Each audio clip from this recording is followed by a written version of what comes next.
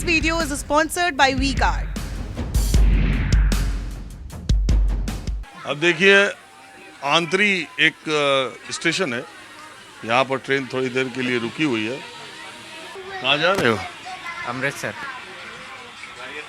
अमृतसर क्या मतलब स्वर्ण मंदिर? हाँ जी। दर्शन को? हाँ जी। तो क्या इधर डबरा में क्या हालचाल है? बढ़िया है। आप क्या करते हो? मैं खेती बाड़ी करता हूँ। खेती बाड़ी का मामला ठीक चल रहा है? हाँ बढ़िया। लोग कह रहे लागत बहुत बढ़ गई। बढ़ ही गई है पहले से तो। कमाई भी ठीक है। अच्छा यार, बाकी लोग जो खेती करते हैं वो तो यही रोते रहते हैं कि खेती में कोई फ़ायदा नहीं, कोई फ़ायदा नहीं। लेकिन सरदार लोग जो हैं और हरियाणा के जो किसान हैं वो हमेशा खेती से कहते हैं ये तो बहुत फ़ायदेमंद है। इसकी क्या वजह है? किसान चली खेती से रहा है। किसान चली खेती से रहा है। नहीं, लेकिन बाकी लोग नहीं कर पाते। और वो बात अपना अपना है, बात तो ये है सब। अपना अपना तरीका है करने का। मेहनत ज़्यादा करते हो लगता है। हाँ जी, मेहनत ज़्यादा। और हमारे उत्तर प्रदेश बिहार के किसान जो है सुबह उठ के पहले 2 घंटा really like it, yeah. Stabiliser का खर्चा? टॉप एंड एलईडी टीवी है, स्टेबलाइजर की जरूरत ही नहीं है। अच्छा, फिर तो उसकी जरूरत पड़ेगी। इतनी महंगी टीवी लेकर स्टेबलाइजर नहीं लोगे तो फिर प्रार्थना की जरूरत तो पड़ेगी ही ना। सिर्फ एक फ्लक्चुएशन आपकी महंगी एलईडी टीवी के पार्ट्स को डैमेज कर सकता है। उसे सुरक्षित रखें V-Guard स्टेबलाइजर के साथ। V-Guard, India's number 1 stabiliser. बात करते हैं और जब शाम होती है तो नजदीक की मार्केट में जाके 2-2.5 घंटा चाय पकौड़ी पे बात करते हैं। नहीं जी, यहाँ तो सुबह से निकलते हैं, शाम को घर आते हैं के बाहर से। सोने के टाइम पे ही आते हैं। सोने के टाइम पे ही आते हैं, सारा दिन निकल जाता है ऐसे। बहुत लोग कहते हैं कि फावड़ा लेके खेत में रहने से किसानी थोड़ी होती है। क्यों नहीं होती है? फसल का ध्यान रखोगे तो वो भी अब मार्जिन देगी ना अच्छे से। अब अपना शरीर को ही देख लो, डाइट वगैरह टाइम से मिलती रहेगी, शरीर चलता रहेगा। अब उसे भी खाद बीज टाइम पे मिलता रहेगा तो फसल भी मार्जिन देगी ना, ऐसे थोड़ी है। अच्छा, ये जो शिवराज सिंह की सरकार थी मध्य प्रदेश में, ये किसानों के लिए कैसी थी? उसको लेकर मैं कुछ नहीं कह सकता। कोई ऑप्शन नहीं है मेरे पास। किसानों के लिए ठीक थी कि नहीं? ऐसे मामलों में पड़े ही नहीं है कभी। अच्छा, इस बार क्या लोग सरदार जी लोगों में क्या चर्चा है? सरकार यही आएगी कि पलट जाएगी? देखो अब हम ऐसे कामों में पड़े ही नहीं है। ऐसे कामों में? अरे यार, तुम तो कह रहे हो जैसे मैंने कोई गुनाह की बात पूछ दी, कोई गलत बात पूछ दी। नहीं। आप बताओ भैया। इस बारे में कभी चर्चा ही नहीं हुई हमारी ना। इसका जौन सी आ जाएगी हम तो उसी के साथ हैं। नहीं, वो तो जो आएगी वो सबकी सरकार होती ही है। लेकिन मैं ये कह रहा हूँ कि लोगों में चर्चा, गांव देहात किसानों में, वो तो हर एक में कोई किसी की चर्चा कर रहा है, कोई किसी की चर्चा कर रहा है। ये तो दोनों काम चल रहे हैं। वो तो नहीं, ज़्यादा लोग ये कह रहे हैं कि सरकार बदलनी चाहिए या ज़्यादा लोग ये कह रहे हैं यही सरकार आनी चाहिए? ज़्यादा तो लोग कह रहे हैं बदलनी चाहिए। और किस लिए बदलनी चाहिए? काम खराब किया है या बहुत दिन हो गए? ये तो उन्हीं को पूछना पड़ेगा। क्या कहते हैं, बहुत दिन हो गया है या काम खराब है? ये कोई जानेगा इसमें। और भाई रतिंदर, तुम बताओ यार। हाँ जी, पूछिए। मुझे उम्मीद है कि तुम जरूर कुछ बताओगे सरकार पे। हाँ, ये सरकार बदलनी चाहिए। एक तो जो देखो 2013 में भी धान हमने की थी, उस साल 4500 रुपये कुंटल हमारी धान पे की थी। और 10 साल बाद 2023 में भी हमारी 4500 नहीं बिक रही। 10 साल बाद भी मतलब हमको 3200-3300 रुपये कुंटल मिल रहा है, इतना अंतर है। और MSP गेहूं पे हर साल 30 रुपये बढ़ाते हैं, 40 रुपये बढ़ाते हैं, इससे ज़्यादा MSP नहीं बढ़ती।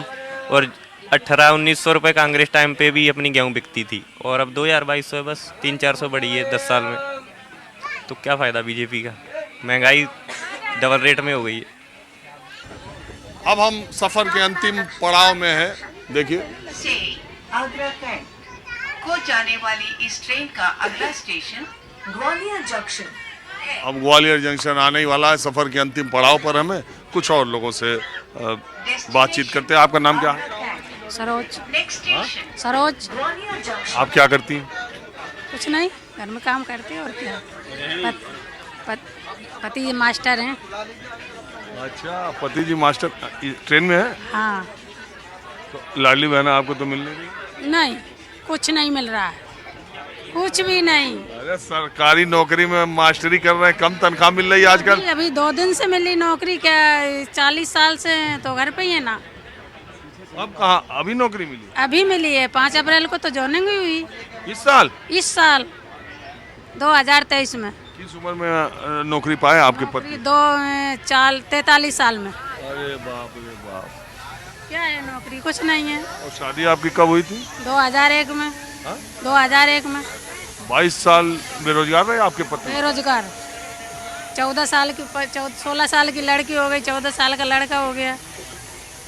तो जीवन चला कैसे आपका? ऐसे ही चला अच्छे से, और क्या। सास ससुर? सास ससुर से चला, माता पिता से चला, सबसे चला, सहयोग सबसे मिला। अब ठीक है ना साहब? अब तो सब सही है। ये मामा की सरकार कैसी है? मामा की सरकार तो कैसी हो नहीं है। हाँ, कोई सरकार नहीं है मामा की, और का सरकार है मामा की। नौकरी अबे दी, 2018 में एग्जाम किया था, क्या नौकरी दी। आएगी कि बदल जाएगी? है? क्या पता है, मेरे को कोई पता नहीं है क्या होगा क्या नहीं होगा। मामा की सरकार क्या है, नौकरी आवे दी, सब बेरोजगार फिर रहे, क्या मतलब है मामा की सरकार का। आपके पति कौन है? ट्रेन में है? हाँ, कहाँ है? कौन है? अच्छा, आप ही हैं। अरे भाई, आप तो बहुत कह रही हैं कि बहुत उम्र में नौकरी मिली।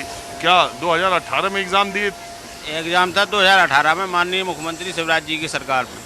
उस समय क्या हुआ कि वो इलेक्शन आ गए, फिर सरकार बनी कमलनाथ जी की।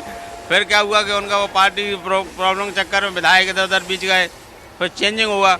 उसके बाद कोरोना लग गया, कोरोना काल में ये समय चला गया, तो उसके बाद ये 2023 में उन्होंने ज्वाइनिंग दी। 18 की वैकेंसी, 23 में नौकरी। 23 में नौकरी। 5 साल ऐसे ही निकल। हाँ, 5 साल निकल गए।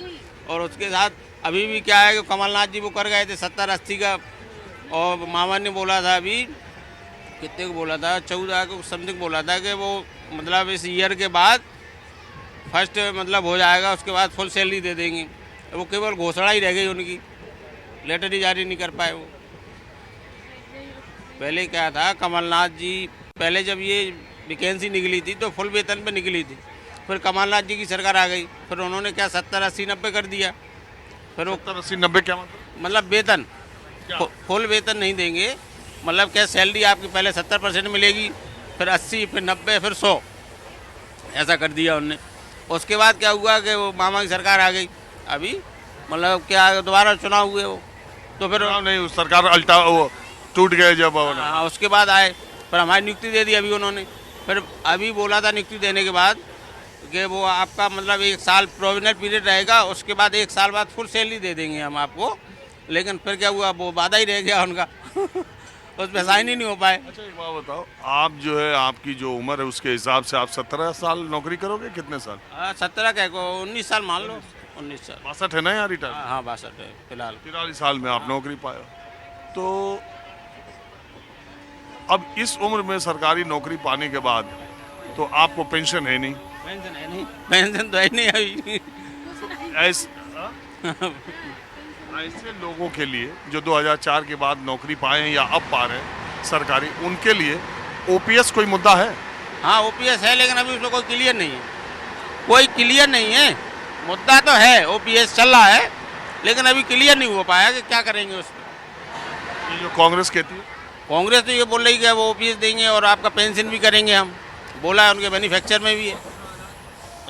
उनके मैन्युफैक्चर जो उन्होंने दिया है ना। अरे मार्ट साहब, मैनिफेस्टो होता है यार। Manifesto, sorry. उसमें भी दिया उन्होंने, तब देखिए क्या होता। हाँ, क्लियर नहीं। This video is sponsored by WeGuard.